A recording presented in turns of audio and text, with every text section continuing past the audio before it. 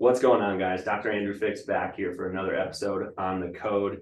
And I'm super excited to get into this three-way interview for you guys today. I'm sitting in an office here in Lone Tree, Colorado, Big Life Integrative Health, with my new friends, Christy Garbus and Devon Nelson. Devon is an IFMCP certified nurse practitioner here in town, and then Christy is a registered nurse, and they both are two of the team members and owners here at Big Life. Thank you guys so much for joining me. Yeah, absolutely. We're really excited to be here. Yeah, absolutely.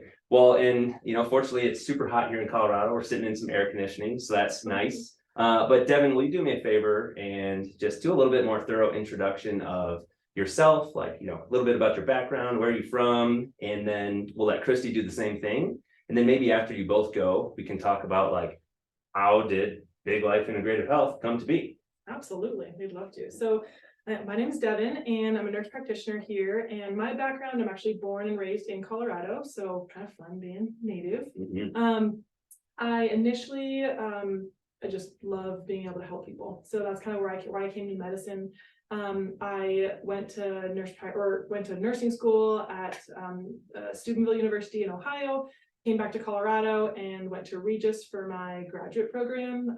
Have a little bit of a background in inpatient cardiology when I was a nurse, and then went to NP school, worked in an outpatient clinic, and then I was later hired on there. They do family practice, OBGYN, and women's health, so I kind of have a background in all of those pieces. Yeah. As an NP, and then decided to kind of start a new thing with some of these partners where we had worked kind of at that same clinic for a bit and just kind of decided to do our own thing. So awesome. It's been really awesome. Awesome. You're one of the few Colorado native Yes. that I've met since I've been here 3 years. Because just like so many other people, I'm not from here. So. Yeah. I am not a native. My husband's a native though, so he said I could stay. There you go. I'm a California transplant, but I came out to Colorado to go to Regis University, and I did nursing school there. Came out for volleyball, ended up a nurse. Yeah. And best profession. So my background is in emergency medicine. I did 1 year cardiac, 5 to 6 years in emergency out here in Inglewood at a level 1 trauma, and then got my master's in nursing education. Love teaching. So I did some fertility education, lived in the same clinic where I met Devon, and did more clinical management, operations management, and then was able to transfer all those skills over here into Big Life, where we looked at the state of healthcare and how healthcare is hard right now. And insurance is hard because you go into a practice and they say, great, you need your annual physical, but you can't talk about anything else. You've got to schedule for a problem and another problem, but we need 2 different visits with X amount of time. And you're forced to be pushed in and out of the door quickly, not at the fault of the provider per se, but of the system, in that the providers aren't getting reimbursed enough for the time, so they have to funnel patients in and out. Yeah. And so we took a step back and said, how do we step into a model that allows for really dignified patient-centered care without feeling like we have to rush people in and out of the door? And so coming across the direct primary care model, that's what we stepped into. Yeah. So we don't take insurance, but it allows for us to have more time with our patients. Yeah, totally. And I think, the people that have been relatively consistent listening to this podcast have heard me and other people that have been on the show talk about this topic a lot, primarily probably from the physical therapy angle, because we've talked about, why we operate the way that we do at Physio Room, being an out-of-network office. And there are some very few insurances that we are in network with and work directly with, but largely we try not to, because of the same thing you just said. In the world of physical therapy, I don't know if most clients know this, that a typical visit gets reimbursed less than what an average personal training visit costs at a typical gym here in town. So like, at least here in the Denver area, I know a lot of trainers that charge $80 or more a session for personal training. Well, a physical therapy visit through most insurances does not reimburse for more than $80. In fact, it's less than that. So in order for the facility to keep the lights on, pay their staff, try to pay staff a competitive salary, right? Especially in like some of these more auxiliary type of roles, like a client experience person or a customer service person, they don't always get paid very well at insurance-based places because there's hardly any like meat on the bone, so to speak, from all the revenue that they're generating and where that's going from an expense standpoint. So a lot of PT offices see 2, 3, 4 patients at a time per therapist and try to just juggle all of that. And then like you alluded to, physician appointments in the primary care world are not very long. You don't have a lot of time to talk about the things that might actually be going on in your life. So when did Big Life open? Yeah, so we opened January of this year, so January 2023. Awesome. So we're like basically 5 or 6 months in. Mhm. But when did you guys get to know each other? And like, when did this kind of become an idea, like something that you guys thought you were going to do and talked about and started putting the plans into place? When did that happen? Not long before that. In the fall, late summer, early fall, we were sitting on a porch and said, wow, we could do something different. And I think what's cool, there's 4 of us who own Big Life, Devon and I on the medical side, and 2 of our business partners. Yeah. And we'd all worked as a really solid team prior. And so we all had a lane. Yeah. We knew really well. And so coming together, we each took our lane of how to develop. And I tell people we blinked and opened a medical clinic. Yeah. Like the Overwhelming. office came to be, and it was easy in some sense because while we're a new place, we're not a new team. Mhm. And so Yeah, that's a big difference, right? yeah, and we've worked in an insurance-based model, so we understand how that works and the difference between the two. And it's just been really cool to see it. I mean, there's always things we're learning. There are always things we're growing, and we're not perfect in it. But it was, from an operations standpoint, I knew all the things to set up from a front of house clinical perspective. Mhm. Devon knew the providing. We have a billing expert. We have a marketing business expert, and so between the 4 of us, it's been really fun. Yeah. And we flipped the building in 30 days. So That's amazing. and all state building turned, blood, medical sweat, and clinic. tears, Yeah. paintbrushes and husbands, and Well, and having been in here a couple times, you would have no idea that this was an all-state office beforehand. So before we get too deep into the conversation, just so that people know, like early on here, what takes place here at Big Life? Like, what are the things that you do? And then we'll get into talking about, like, you had mentioned direct primary care, like, why is that different, or how is that different from typically going to see your primary care provider? But like, what are the different like service lines that you guys do here at Big Life? Yeah, so we have kind of direct primary care as like our base in a lot of ways. And then we also offer you don't have to be a direct primary care member to access like other pieces of the clinic. So we also do functional medicine, we also do weight loss, we also do hormone consults, and typically it's all bioidentical hormones that we do, whether that's pellet therapy or troches. So those are kind of like the big ones. And then we also have IV hydration and neurotherapy. Yeah. So you guys do quite a lot of things, basically, Mhm. right? it's like DPC plus. Yes. That's a nice way to talk about it. Definitely DPC plus. It's really fun. Now, I don't know if in the order, like you said, direct primary care is kind of like the main thing. Would you say that, like, I don't know if that order that you list them off is like, what percentage of what you guys do you think is like direct primary care, functional medicine, IV? Yeah, direct primary care is probably about 50%. Okay, yeah, So definitely like the largest majority. We do have direct primary care members that access other therapy options. sure. Could you get a discount? Yeah. If you're direct primary care, we really try to like take care of you as like family. Mhm. So we give you discount on supplements, discount on IV therapy, discount on hormone therapy. Like you get discounts on things. Yeah. Which is really pretty cool. Yeah. So It's kind of similar to what we do at Physio Room, where we have physical therapy, massage therapy, personal training, but by far and away, the physical therapy, door, if you will, is the main one that clients come through, and that we really focus on from a service that we provide. And then if those clients participate in the other ones, they get a discount on it. So we do get new clients through the massage and personal training side of things, but very rarely, the vast majority come through the physical therapy side of things. So, yeah, seriously. Okay, so you've been open like less than 6 months, and the main thing that you guys do is what's called direct primary care. And you've worked in the insurance world before. So before we start talking about like the model of direct primary care from the provider side of things, because I think, most people listening to this have probably had some things that they're happy with and unhappy with when it comes to like seeing their primary care provider. For example, maybe they feel like they sit in the waiting room for a long long time when they go, and they thought their appointment was at 2, but now it's 2:45, and they're finally getting to actually talk with the provider. Or, maybe they call with something that's bothering them and they can't get in for like 3 months or longer sometimes because there's like no space. But from the provider angle, what are some of the things from a medicine perspective that like just make it really hard to operate in that system or in that environment?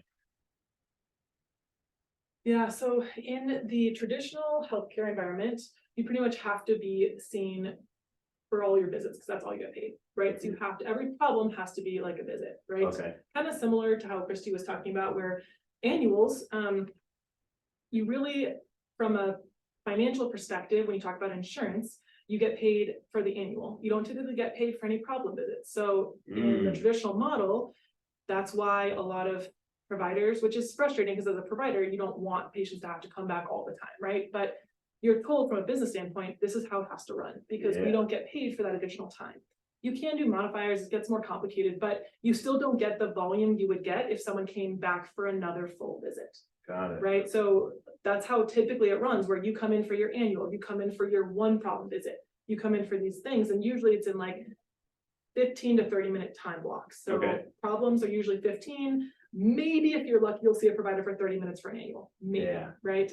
And then usually you have to go somewhere else for labs. You have to, it's kind of like you go see all your different people. And they all bill insurance. Sometimes you usually have a copay, but a lot of times what we're doing is educating people about their insurance. Yeah, totally. Because most people don't know how their insurance works, where you have this deductible, maybe you have a high deductible plan, maybe you don't have a high deductible plan, right? High deductible plan. And so a lot of times if you have a lot of healthcare needs, you're paying out of pocket until you meet that deductible. Right. Whether it's an individual at 2,500, family at 5,000 to 7,500, it's still out of pocket, you know? And so that's a lot of what we do when we talk about direct primary care is we're educating patients on like, okay, if you're a high deductible plan, like this model actually makes a ton of sense for you. Yeah, sure. Because you're still, like if you can get most of your care at a lower cost through a direct primary care model, you're not having to go to urgent care, or hopefully if you're going to the ER, it's for actually a good reason, right? Right. Rather than an actual emergency. Exactly. Like, wow, like we actually are concerned you're having a heart attack, right? Or like something scary. We're like, that's why you have insurance. Because like if you get in an accident or cancer, God forbid, right? Or something scary, that's what insurance is for. To help pay for those like really big bills. Whereas like, you get strep throat, it's a bummer situation to have to go to urgent care and spend $800 on a strep throat visit. Or like, even $200. Gosh, that's a really quick swab, you know? I did that for a COVID-19 swab. $295 at the urgent care office. And it was because, it was one of those scenarios where I'm working with clients, and then it was during the time when like, you couldn't find an at-home test or something like that. And the wait times at like all the drive-up testing facilities were like insane. And I forget if it was like I had a trip coming up or I had just like clients on my schedule the next day, and I wanted to be sure that I was potentially negative before, either seeing those people or getting on a plane. I was like, well, the quickest I can get a test done is urgent care. So $300 later, got a nice negative test, and I was like annoyed to have to pay for that. Yes, it's one of the fastest way to spend $300. Yeah, it was very quick. Yeah, and then the other thing is like it's hard with the traditional model because there's a lot of volume through a clinic, and a lot of providers run late just because there's the reality of like it's a lot of good providers want to listen to patients. But you're not given the time to do it, and so then you run late knowing you're just going to run late. What do you think the average, just typical, like not the annual physical style visit, but just like the typical visit? What do you think like the average primary care physician visit is? Like how long is that appointment?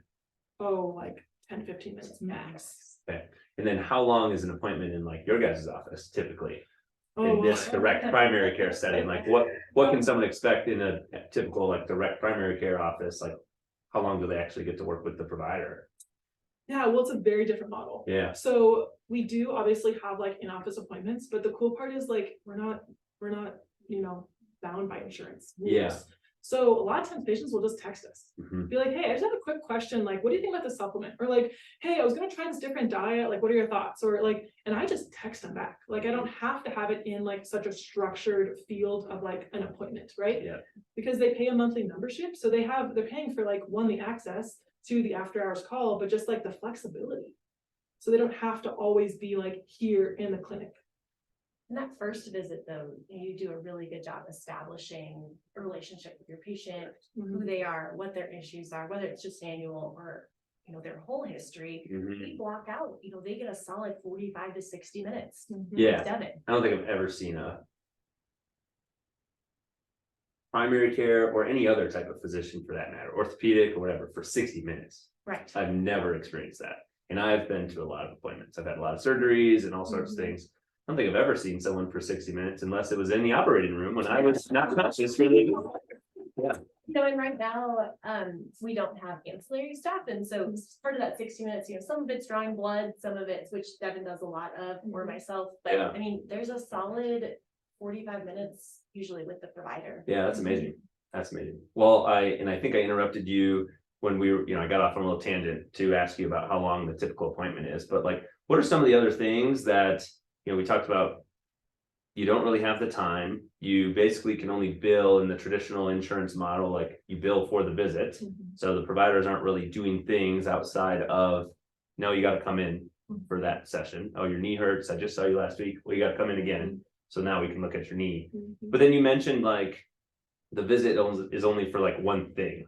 So like if someone's coming in for one problem and during the appointment, they maybe want to bring up something else. It's really hard for that. Oh, okay. So, and most then of the time you're cut off or saying, actually, we'll have to have you schedule another appointment for that. yeah. And how does that typically go over with patients? Not very well. It's awful, actually. Yeah. Which is why most providers don't like, because they're not always, a lot of good providers are not willing to sacrifice that, like disconnect with the patient, be like, oh, I'm so sorry, you have to stop talking. Yeah. Because I have to leave. Yeah. Yeah, that's why I would like really love this model, Mhm. because I feel like the care is way better. Like I can actually ask, like, how are you? How's your family? Yep. Like how are things going? Okay, you have this problem. Okay, do you think that's connected to this other problem we talked about last week? Like I can bring up the problems. Yeah. Instead of patients being like, oh, here's my list really quickly. And then it's only contained to the knee, right? So it's really cool to have the flexibility. Yeah. Which is awesome. Yeah, I love that. I think from a nursing side too, one of the struggles we would see in being support to the provider is people with questions or refills or things that they would come out of nowhere with. But Yeah. because the resources are so tight, then they get frustrated because you're not calling them back in time. You're not getting the access you need. Whereas in this model, Devon has all the time in the world that she's giving all the education and she's writing it all down. And so there's fewer questions from the patients because they got to talk about everything. Yeah. But number two, they have such direct access that those questions are getting answered a lot more efficiently. They're happier. It cuts down on the call volume. It allows us to have more time to answer the phone for new patients or whatever it is. And provided we're still just starting, but it's been really cool to just see how patients feel like they were able to get everything. Yeah. And then they call and it's really easy for me to say, hey, these are some really good questions. Devon has, a block at 2:00. Can she call you? Yeah. Please Sure. jump on a phone call instead of let's get you scheduled. What does next week look like? Like have the flexibility in our day to just get patients in and make sure that their questions are answered well, which is a luxury. Yeah. And what's, so cool about you saying that is I don't think I've ever spoken on the phone to a physician as a client, I should say, unless it was a provider that works out of network with insurance. I've spoken to a couple on the phone, but none of them are in your traditional insurance-based practice. And the only other time that I've really spoken to a physician on the phone is when it's like professional to professional. Like I'm calling about a client of theirs, and I did not, for that particular instance, I didn't want to talk to someone else in the office. Like I needed to talk to the physician, so we found a time to connect on the phone. But yeah, that there's probably people listening to this that have like never even thought that it was possible to talk to their physician on the phone. Right. Totally. Yeah. It's very different. And I can screen a lot of things, as a nurse, and I can answer a lot of questions. But at the end of the day, if they've built that relationship with the provider and they want to talk about something that they're following up on, it's not hard for me to say, hey, I'm gonna give you some advice, but I would be happy to get you on the phone with the provider to make sure they feel their needs are met, because that's what they're paying for, is that direct access. Totally. We say direct access to the practice, in that there are some things that, like, I can tell you to go to ER, you need to go to ER, Yeah, you totally. need to visit, and vice versa, but it's, I mean, that access to your provider is really special. Yeah, it does happen. Like, as much as people that are coming here, they have like, there's more flexibility, there's more access, there's the cell phone number of the provider or whatever for you to communicate. Well, if you're with a client, you still maybe can't drop everything that you're doing to address something else. Actually had that happen. I think it was last week. Like, somebody was dealing with back pain, like an acute onset, and one of their friends told them, you need to go see Dr. Andrew at Physio Room. Literally, he drove over to the office, walked in, and was like, are you Andrew? You're the guy I need to talk to. And like, I just had a client walk in, and we hadn't made it back to the treatment room. So I was like listening to what this gentleman had to say, but then I was like, all right, well, here's what we're going to do. I'm going to give you the number to our office manager so that you can get on the phone and we can get you scheduled, because I can't treat you right now because I have someone else coming in. But yeah, it's like the environment that allows for a lot more of that flexibility and being able to, not just be like so stacked up every 15 minutes with clients, allows for that ability to talk to people after hours, or talk to people throughout the day, and text people back or call people, and not have to just, take a number and schedule an appointment, so to speak. Yeah. And then the other thing that like is really cool is because we have a little bit more flexibility, we can usually get people in like same day, early next day. Yeah, and that was actually one of the questions I was going to ask you, because I know you guys have a newer office here, but once you guys are like fully up and running, your schedule is virtually full, like, what is the expectation that you have, where if like a new client calls, like, how quickly can you potentially get them in? Because so the last time I called to schedule a primary care office somewhere else, I got scheduled like 4 months in the future. And yeah, I was a little frustrated by that, because fortunately, in my current scenario, I'm a patient that doesn't really have like much going on. I don't have any significant medical issues going on, so I didn't really need to get in early. I just figured, well, I haven't really had a physical in a while, I should probably get one. And they said, yeah, well, the next new patient appointment we have is like July or something. And this was like in springtime that I was calling, and it was like 4 months. And I was just like, wow, to me, that's like crazy. I'm like, wow, you couldn't get me a little sooner than that. So like, in a style office like this, what's sort of that average timeline maybe that you can get a brand new person in? Totally. Yeah. So typically, like, now we can usually get people in like sometimes that same week, next week, like pretty simple, right? The thought is, like, as we scale and get a little bit bigger, I mean, max 2 to 3 weeks. Yeah. Like, our goal is, because the direct primary care model, you kind of look at it as a number of patients on a provider's profile. So the same thing is it's the same thing with insurance model, it's just much more volume. Yeah. Right. So you usually have more like 2,500 to 3,000 patients. Wow. I was going to ask you that. Well, there you go. So the typical primary care provider manages 2,500 to 3,000 patients. Wow. Yeah. And it kind of depends. Like, usually you see about 1% of your patient volume a day. Okay. Right. So if you're seeing about 16 patients traditionally, like regularly, sometimes you have a little flux, maybe a little bit more some days, a little less other days. Sure. Average about 16, you're about 1,600. If your most traditional primary cares are seeing anywhere from like 20 to 30 patients on a very low end. Wow. So they're around like 2,000 to 3,000, right? Yeah, that's a lot. Typically in a primary care model, you're looking at 600 to 800.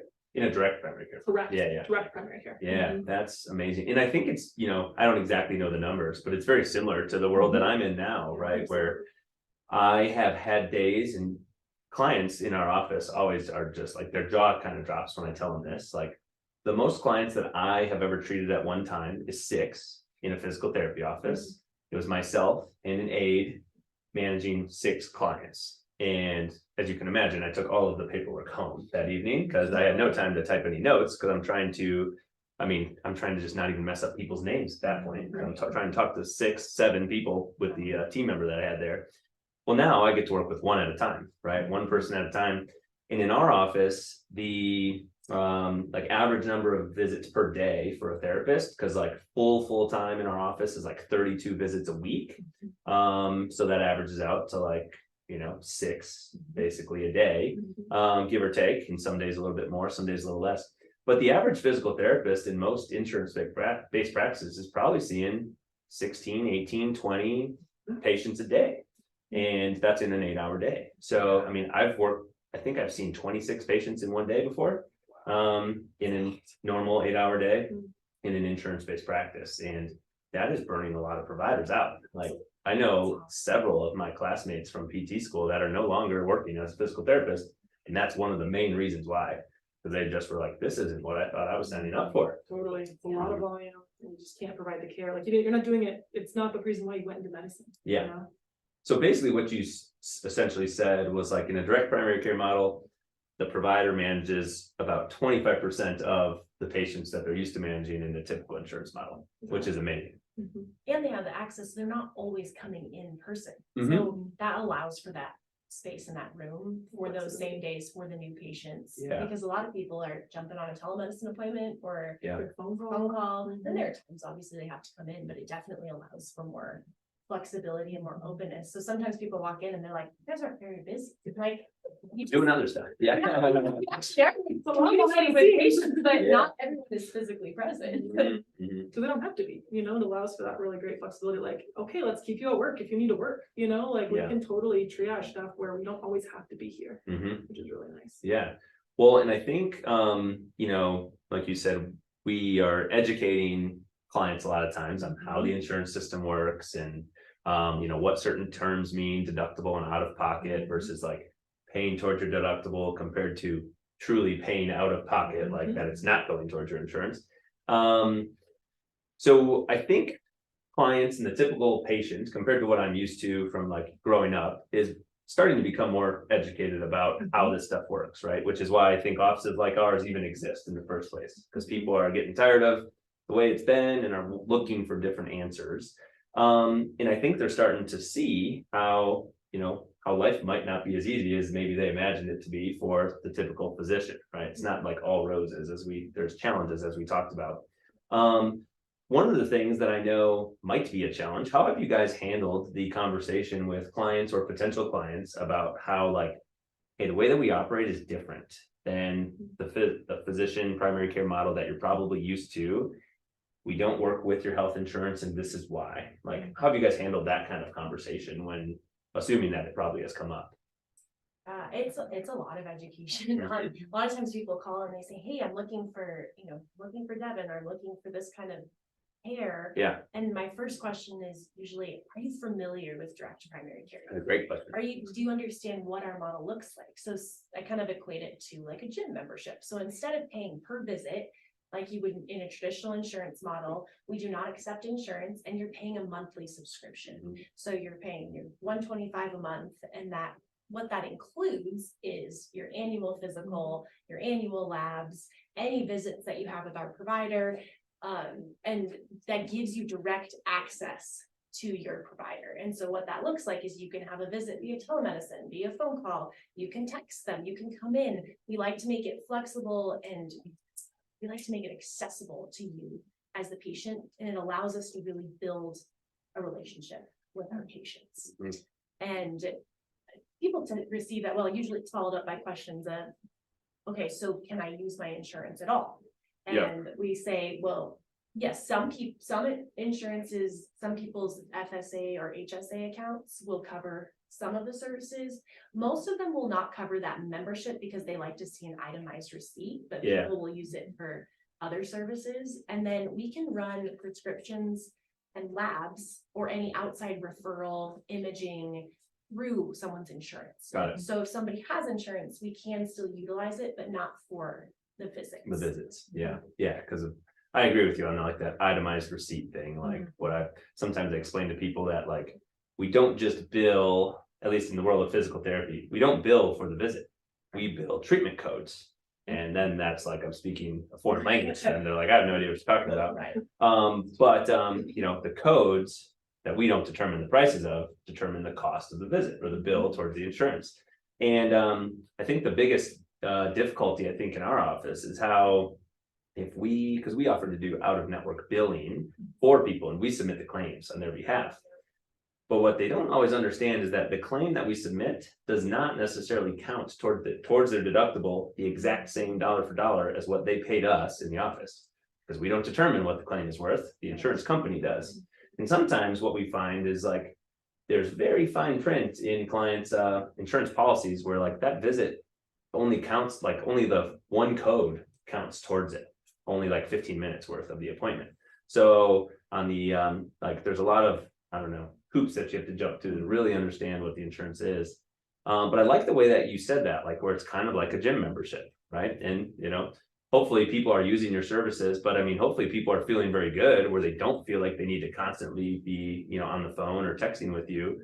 Kind of the inverse of typically the people that are using the gym more often are usually the ones that are feeling really good rather than the ones who are paying for it and never going. But well, and with that too, they say, well, so even if I don't use you guys for a month, I'm still paying. yeah, And we say, yes, and you can't unenroll 1 month and re-enroll the next month. Right. We say if you do unenroll, there's no commitment, you know, you can unenroll at any time, but there's a 12-month waiting period. oh, okay. And I explain that as, you know, we're building a relationship with you and we're walking with you on your health journey. And so it behooves you to maintain that relationship with your provider over time. You can utilize our other services. Also, you talked about your experience in urgent care ER. You have that provider. Now you're on vacation and your kid is sick and needs antibiotics, and Devon can do a telemedicine from Minnesota.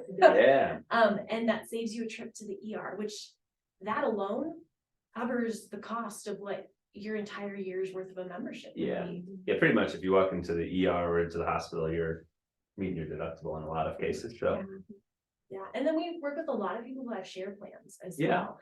And so they're looking at, and in a share plan, they don't cover primary care baseline. Some share plans, like Zion's one, for example, that we partner with, they will give a discount to people who are enrolled in a direct primary care program because they recognize the value of that direct primary care, keeping people out of urgent care ER. And those people have that coverage for those catastrophic things that they'd be paying out of pocket, kind of like your high deductible people. Anyways, for primary care services. Now, in case somebody's not familiar, and I don't expect you to necessarily like explain all the details, but like what a health share plan is, 'cause I don't have one, I'm fairly familiar with them, but like who are typically the people that you guys see that have these? Are these like small business owners, or like who are the people that have these health share plans? I mean, it's a lot of people who have, like, who own small businesses. So like I personally am part of health share just because when when you look at insurance, it's remarkably expensive to even be able to like get insurance, right? And so the health share plans, I like Zion particularly. I've been a part of a few different ones and they all have their pros and cons. Some of them, they do cover primary care, like in the sense of your annual and your regular annual labs and your vaccine. Some of them don't. Just kind of depends. You have to really kind of read through like their program guidelines to get a good pulse on like if it's a good fit for you.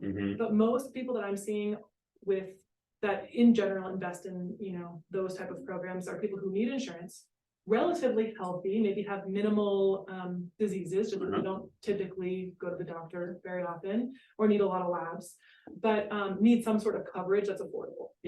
So usually it's like kind of younger, healthy families. And like usually people who have like small businesses where they're not getting coverage through their work. Yeah, exactly. Yeah, we recently, less than a year ago, started contributing to health insurance costs for our staff at Physio Room. Because when I joined Physio Room, there were like 3.5 of us, right? 3.5 full-time employees. And as we've grown, well, that's one of the things that, the team members want, right? They're like, absolutely. Well, now I'm having to figure out my own healthcare. It would be much nicer if we had healthcare through work. So we're in a phase right now where like half of our team, myself included, utilizes the health insurance of their spouse, right? So like we opted to not necessarily offer health insurance through Physio Room because really only a couple people were going to do it. And like you said, to offer the healthcare, man, the costs are really high. It's very high. And the larger the business, the more you can whittle that down per person because you're getting a lot more people enrolled. But so what we opted to do is kind of gave a couple different options of like, hey, here's some health insurance plans that you could enroll into. And this is the amount that we will contribute each month towards your costs, right? And we basically kind of like contribute to their costs, but not say like, this is the plan you have to take. But yeah, thanks for explaining that about the health shares, because I didn't know if everybody on here was really familiar with what that is, but I know I think they're becoming more common too, because just like offices like this are opening up, I think. And this was maybe even one of the best things I think that came out of the last couple of years with the pandemic, is I think a lot of people are working for themselves now. A lot of people figured out other ways that they could generate income for themselves and their family, and they're just doing their own thing. Well, my husband worked for a small business, so we had the marketplace insurance. And Yeah. we switched to a health share because Devon and I had babies at the same time. Mm. She was on a health share and paid half the price for Yeah. her hospital bill that I paid with insurance. Yeah. Out of pocket. Yeah. And it was Wild. It was wild.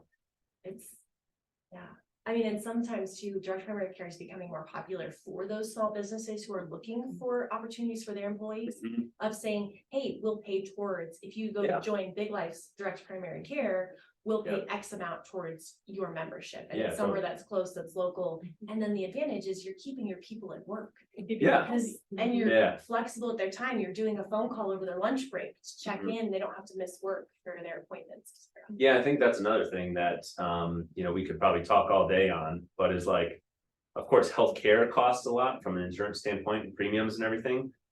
But the loss of revenue from like missed work days and stuff like that is massive. Like, I remember once, this was probably 5-10 years ago, but hearing a statistic about like the lost revenue businesses have due to people missing work for back pain. And it just like blows my mind, but back pain's like the number one thing that we treat in our office at Physio Room, and probably every other outpatient physical therapy office. Back pain is by far number one. And yeah, I mean, if we can help somebody stay at their job due to not getting ill, not having physical pains or whatever, well, that's really going to benefit the business, and it's going to benefit them too, because then their schedules in their normal routine, they're not having to like figure out like, what to do, or now I have to miss work because of something. I don't have any PTO left. Now what am I going to do? It's like So, a yeah. quality of life issue. Totally. Really. 100%. Big deal. Okay, so you had mentioned if people are coming here to Big Life and they're participating in like one of your services, like direct primary care, they get a discount on the other things. How does that work when it's like a single person wants to sign up compared to a couple, compared to a family? Is it just you multiply the amount per membership, or is like it cheaper per person for a family, or like how does that work? Yeah, we do. So it gets more discounted the more people you have. That's what I had a So feeling. Yeah. you have, let's say you have 2 adults in the same household. They're each $125 a month, and then they want to add their kids. Their kids are $30 a month.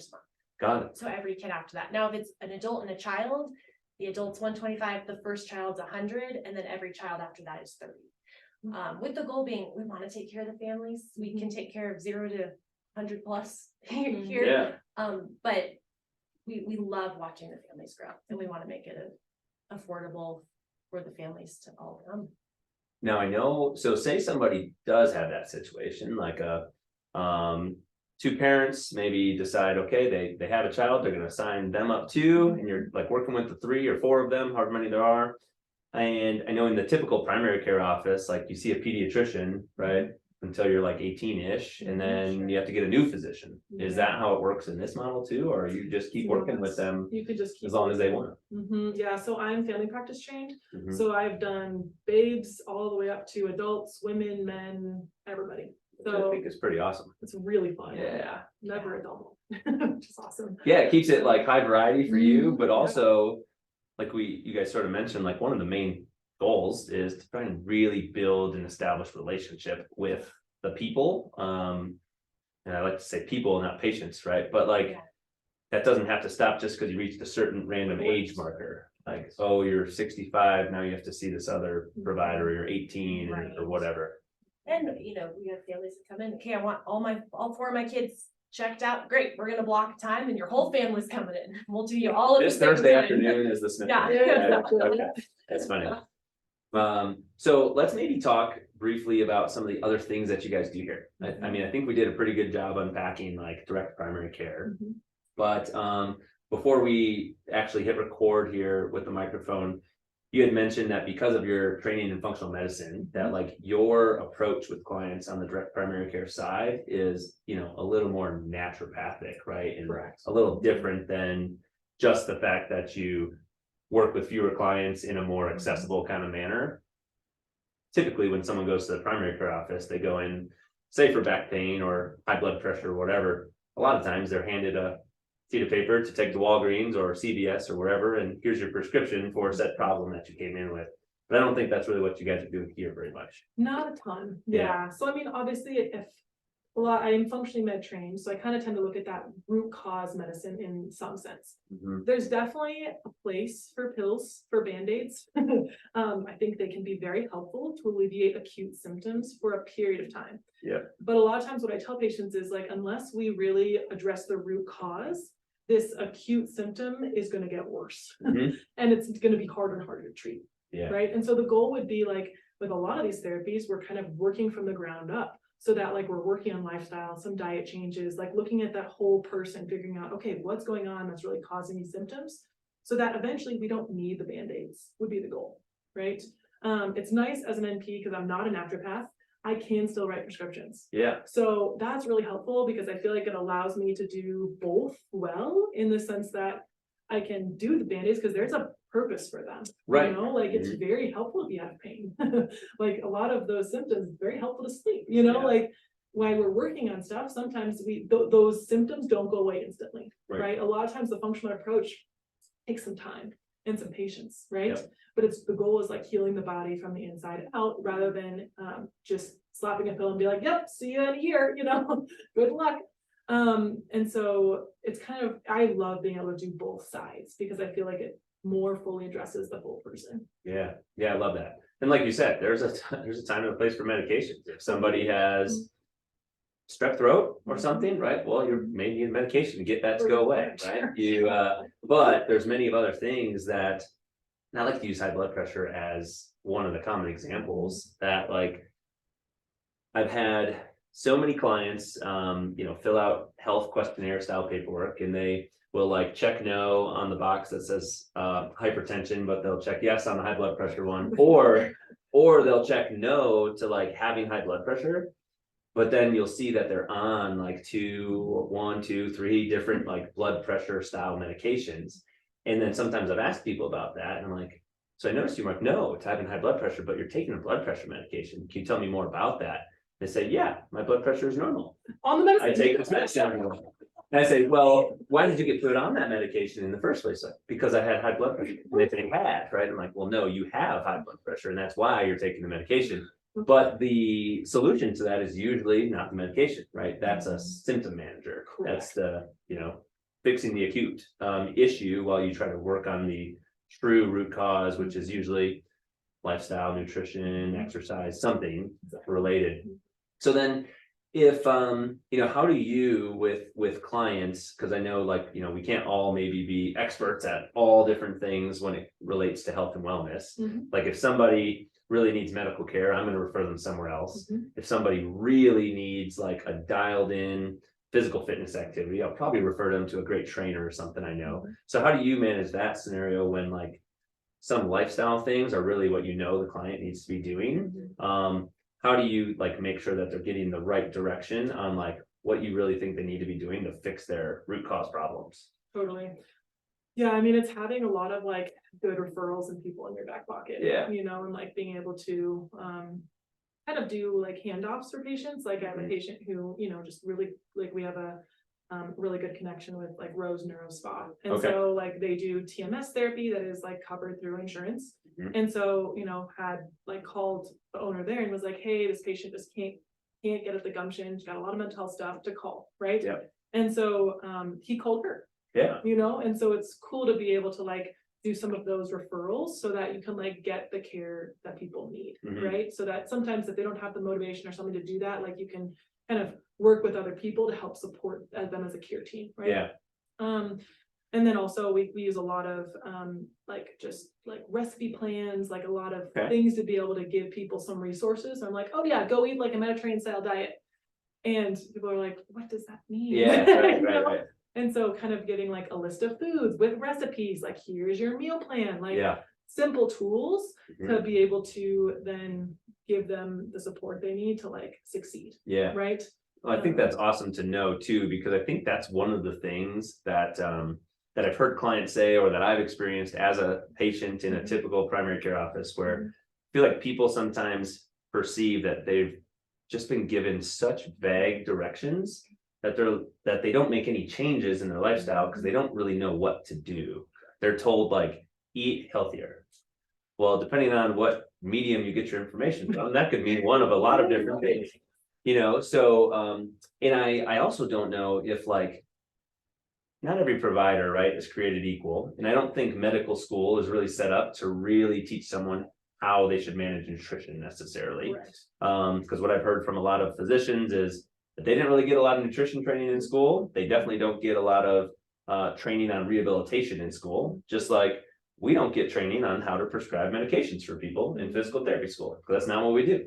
But I think a lot of times the primary care physician is who a lot of people turn to for like nutrition guidance or something, and that's not really their like specialty, right? So the fact that you have like more detailed information that you can give someone to truly actually take some action steps, I think is huge. Yeah, it's really awesome. And then people feel like if they come back with more questions, we can like do more guidance. Or, Mhm. if they're like, no, I really want a nutritionist, then we can refer them to a nutritionist. Like we have those options, but they don't always have to go there the first time. Like we can start with some baby steps first to Mhm. see like sometimes people just need a little bit of guidance to then like kind of jump from there to then be able to take hold of their life. Yeah. It's pretty cool. Totally. All right. So what am I forgetting? So functional medicine, and then you mentioned IV hydration, neurofeedback, weight loss management, and I think something else that you Use mentioned. hormone therapy. Hormones. Mhm. So maybe let's briefly touch on each one of those. Let's maybe start with the IV side of things and talk about like maybe somebody's never had an IV before, and now IV hydration is becoming, I think, more popular. Like I don't know if it's becoming more popular everywhere, but here in Colorado, I feel like we're a little more on like the front edge of things compared to back in the Midwest where I'm from, where stuff usually takes just a little longer.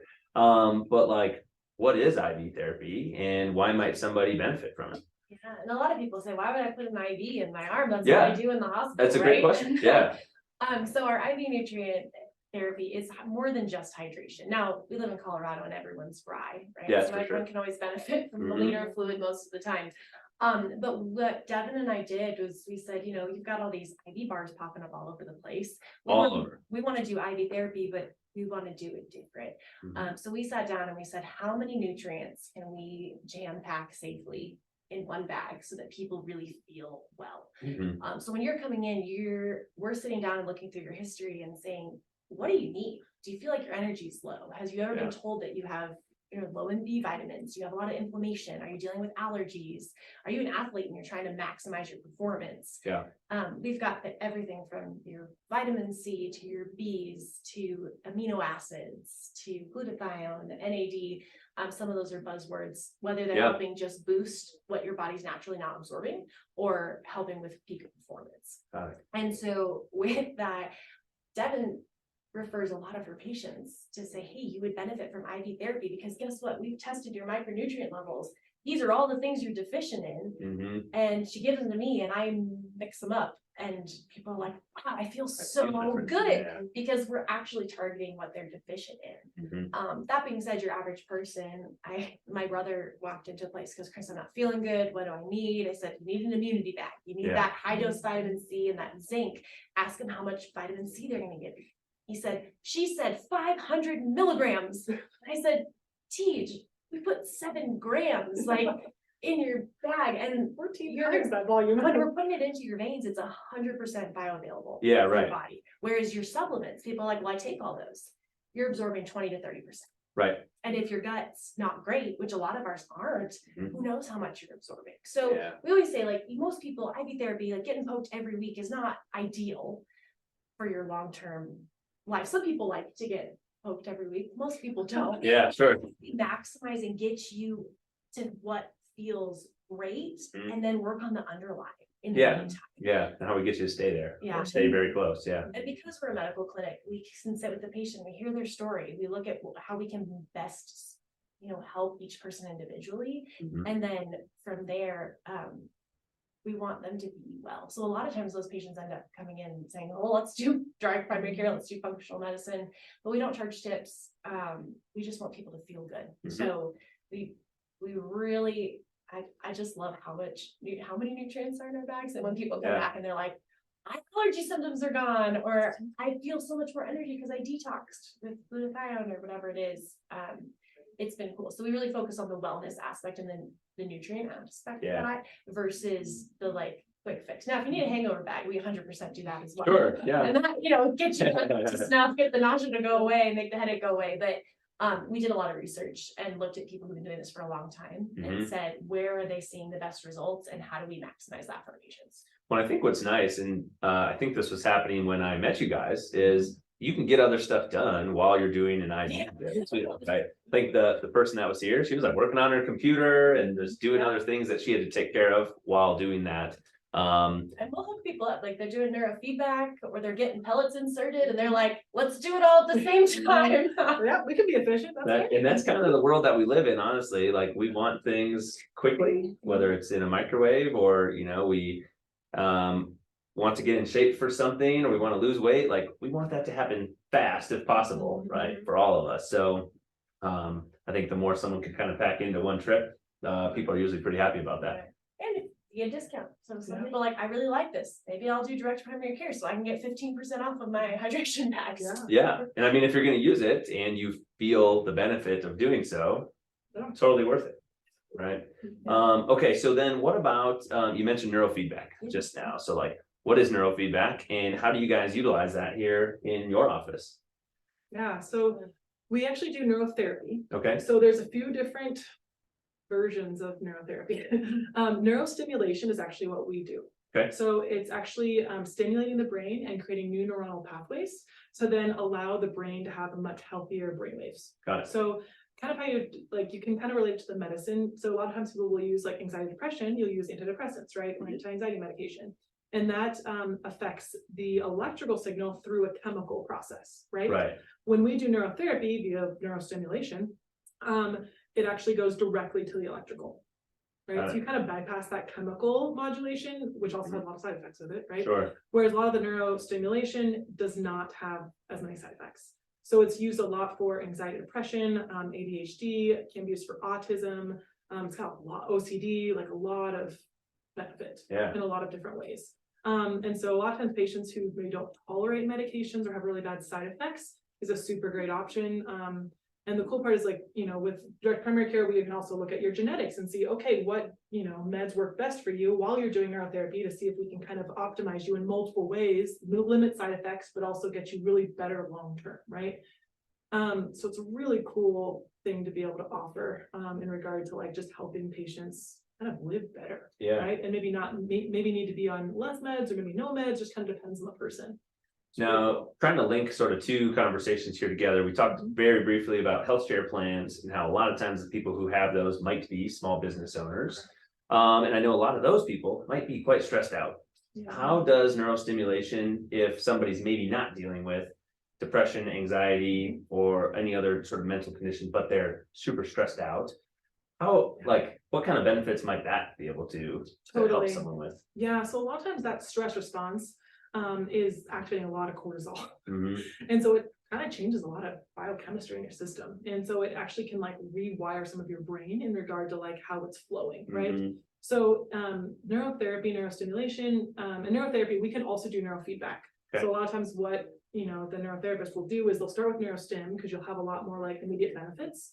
And then they'll move to neurotherapy or neurofeedback to then train the brain to do what it should be doing. Got it. Does that make sense? And so with that stress response, you can actually stimulate like the vagal nerve via the parasympathetic system. So you have two nerve systems. You have your autonomic, which is everything automatic. So blood pressure, heart rate, oxygen, all of that. And you have your sympathetic, which is that fight or flight. Unfortunately, our culture is quite ramped. So it's very much, a lot of people are living in that fight or flight.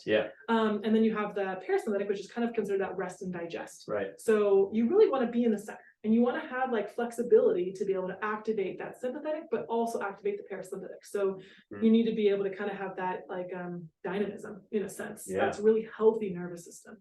And so finding that a lot of people, when they're in this constant sympathetic dominance, they have a lot of anxiety, even though they wouldn't call it that, but Sure. it's just their baseline, Yeah. right? It's just how they live, right? And a lot of times they're very efficient. They move quickly. They do a lot of things well because they run at that high level anxiety or like sympathetic dominance, but they don't know how to calm down. Mhm. And it's really, really hard in your system to constantly live in that sympathetic dominance. Yeah. And so neurostimulation can help train your brain to kind of chill out. But it is something that there's always consequences to things, right? Sure. When people are on that sympathetic dominance constantly, it's rough on your system, but it's usually like high-powered CEOs, people who like want to run hard. Mhm. If you're activating that parasympathetic more, they might not be quite as efficient Sure. all the time. They might sleep better, but they might not get as much done, you know? So you always have to like educate patients regarding like, there's always pros and cons to both things. To everything. Exactly. And so, but in the end, long-term for your longevity, it's going to be better to activate some of that parasympathetic system. Yeah. Because you need to be able to digest your food. You need to be able to rest. Like Right. that's really like good for your humanity, for your personhood, right? For your body. So there's a balance. Yeah. No, I think that was a good explanation because, and I've sort of made this joke a few times on this podcast, but one of the things that it does is I think it helps me, one, get more educated about different things, but two, helps me hold myself accountable a little bit. And maybe you're talking to me a little bit here. I tend to run at that like high drive all the time, and calming down is one of the things that is very challenging for me to do. And I remember when my wife Erin and I were planning what we were going to do on our honeymoon, I pretty much vetoed anything that involved like sitting and relaxing on a beach because I just was figuring I was just going to be bored out of my mind if we're not doing something. So like we were hiking and we were doing all sorts of stuff, but it's because sitting around is challenging for me to do because I just feel like I need to be doing something all the time. So yeah. And then we mentioned you guys do hormones and weight loss. So whatever order you guys want to tackle those in, let's just briefly mention like what do you guys do, and then we'll start the process of winding this conversation down a little bit. Yeah, absolutely. Yeah, so hormone therapy, we do bioidentical hormone therapy. We do BioT, which is like just a specific company. They're pretty well vetted in regard to like their quality of hormones. And so we do a pretty thorough, like when we have someone come in for a hormone consult, it is a separate fee outside of our DPC and our functional medicine. It's its own little appointment, and it includes labs. So, because I do a little bit more of a more thorough hormone workup than traditional, even BioT providers. Yeah. And so I like to look, okay, like what are your factors that might be contributing to insulin resistance? Like, let's look at the big picture rather than just your hormones. Yeah. Because there's a reason why your hormones are a little lumped, right? Yep. And a lot of times it's much bigger than just your hormones. So I kind of do that little bit of a big picture. I still like supplement with hormones, right? But a lot of times we're also talking about like your diet changes, your exercise, like how did you get here? Sure. Is it just like over time your body's getting tired? Your hormones kind of start to fade with a lot of stress and not eating great and kind of all those pieces, not exercising a lot. So we kind of talk about all those pieces to kind of really like support your body well instead of just your hormones. Yeah, that makes sense. And then if somebody comes in, whether they're a DPC client or not, but somebody who's interested in the goal of weight loss, what does your guys' program look like for that? Yeah. Because one thing that we know, I think we've talked about this a little bit on other episodes of this show, is, the healthcare system's not perfect. Our food system in this country is not perfect either. The unfortunate reality is like 2/3 of America is obese, overweight, or even in further categories of being obese. And even though I think like exercise and taking care of yourself is becoming more mainstream, it's still not the norm. It's not the average. And I think we're a long way from getting there. So weight loss is a goal that a lot of people do have.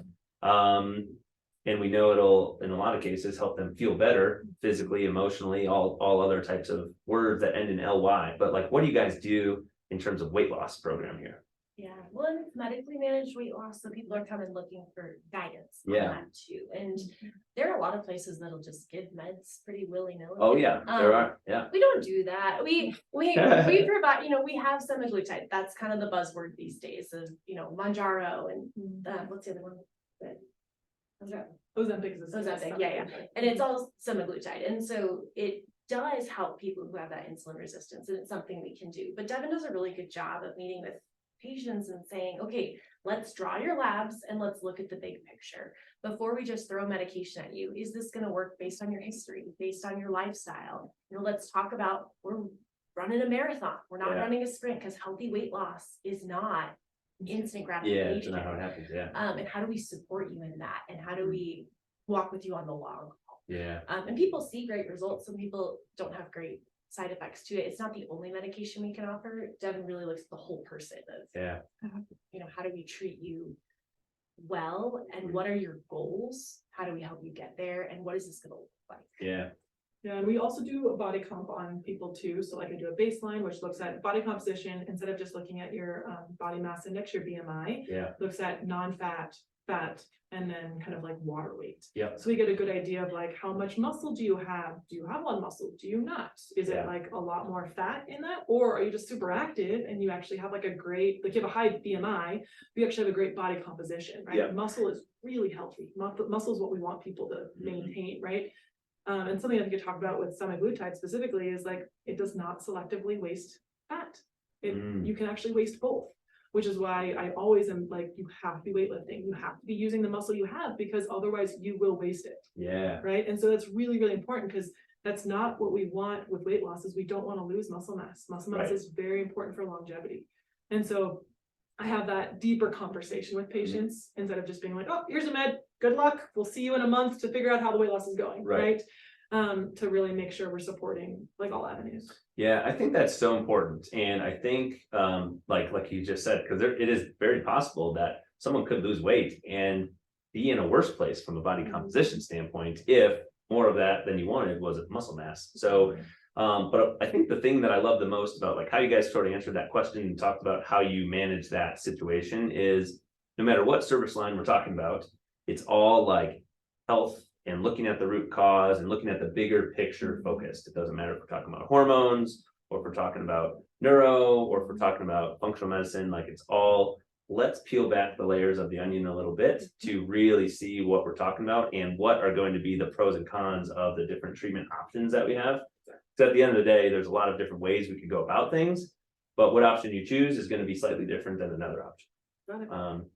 Well, I think this has been awesome, you guys. And I know you guys have clients to get back to, so I want to make sure we get you out of here on time to do that. But I want to make sure that the people that tuned in to listen to this episode know where they can find you guys. So without putting you too much on the spot, like, how can people do that? Whether that's online or via phone, like, what are the best ways? And we'll of course put this on the show notes, but like, what are the best ways for people to find you guys so they can come check out your office here at Big Life? Yeah, biglifecolorado.com. We have a lot of information on our website. Read through it, but call us. We love to answer. We love everyday people call. Hey, I have this specific scenario. Do you work with this? Yeah. I do a lot of those screenings as a nurse, and like, I will talk to you. I will walk you through what we have. We like to be really transparent with our people. So biglifecolorado.com. You can follow us on Instagram at biglife.health. Okay. You can see some of our fun. We get to know us a little bit more on there. And if you want to register as a direct primary care patient, you can do that directly from our website. You can sign up for IV hydration. If you're looking for our other services, we recommend you just give us a call. Awesome. I love it. Any last closing remarks before I wind us down here? We just love being able to offer great healthcare, and just love the opportunity to be able to care for the full person and really making sure we spend the time, with people, which is awesome. Awesome. Our goal is to say, do you want to live your big life, and what does that look like? How can we help you get there? I know a lot of people are looking forward to doing that here in Colorado. So all of us transplants here. But Christy, Devon, thank you so much for joining me. And all that information you guys just heard will be in the show notes. So be sure to go give these ladies a follow. And if you're looking for a medical office that has an entirely different feel when you walk into it than what you're probably used to, I would recommend hopping over here to Lone Tree and coming on in and checking the place out for yourself. Again, thank you so much for listening to this episode on the code. If any of the things that we talked about brought up more questions, or you have other things that you want us to dive more deeply into, please let us know. Drop a comment, leave a review, and ask those questions so that we can do another episode on those things for you guys and just dive just a little bit deeper. But until next time, we'll catch you in the future on another episode of The Code. Thanks, guys. Thank you so much.